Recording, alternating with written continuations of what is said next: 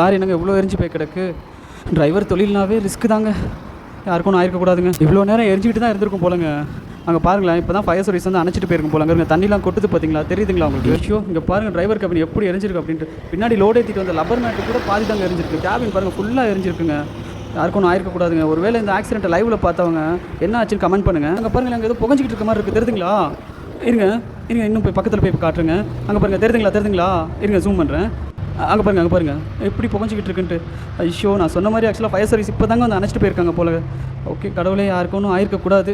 இங்கே பாருங்கள், ஆக்சுவலாக இந்த ஃபயர் ஆக்சிடென்ட் எங்கே நடந்துச்சு அப்படின்னு பார்த்தீங்கன்னா, திருச்சி டோல் பிளாசா பக்கத்தில் இருக்க இருங்கலூருங்க.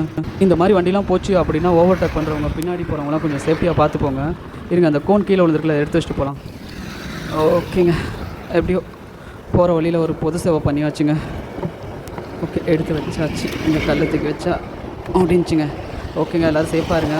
Love you.